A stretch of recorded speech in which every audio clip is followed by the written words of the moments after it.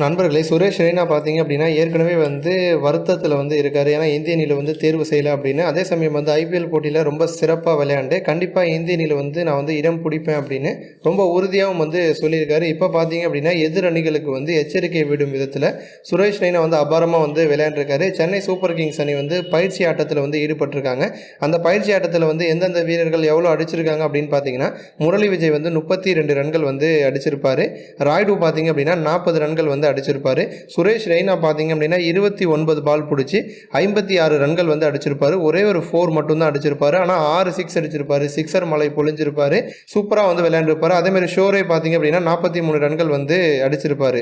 அதேமாதிரி பந்து வீச்சாளர்கள் அப்படின்னு பார்க்கும்போது ஷர்துல் தாக்கூர் 2 விக்கெட்டை கைப்பற்றி இருப்பார். ஸோ பேட்ஸ்மேன்கள் அப்படின்னு பார்க்கும்போது ராய்டு, முரளி விஜயோட சுரேஷ் ரெய்னா அதிரடி காமிச்சிருக்காரு. சிக்ஸர் மலையும் பொழிஞ்சிருக்காரு.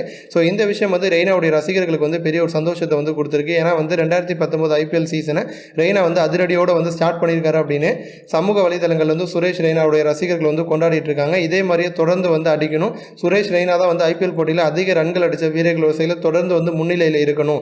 ஐபிஎல் மூலமாக திரும்ப இந்திய அணிக்கு சுரேஷ் ரெய்னா வரணும் அப்படின்னு சுரேஷ் ரெய்னாவுடைய ரசிகர்கள் எதிர்பார்க்குறாங்க. ஸோ சுரேஷ் ரெய்னா திரும்ப இந்திய அணிக்கு வரணுமா வேணாமா அப்படின்னு உங்களுடைய கருத்தை கமெண்ட் பண்ணுங்கள். இது போன்ற இன்னும் பல ஸ்போர்ட்ஸ் செய்திகளை தெரிஞ்சுக்க ரெட் கலர் பாக்ஸை கிளிக் பண்ணி நம்ம சேனலை சப்ஸ்கிரைப் பண்ணுங்கள். கூடவே பக்கத்தில் இருக்க பெல் சிம்பலை கிளிக் பண்ணி எங்களுடைய அப்டேட் செய்திகளை உடனுக்குடன் தெரிஞ்சுக்கோங்க. நன்றி.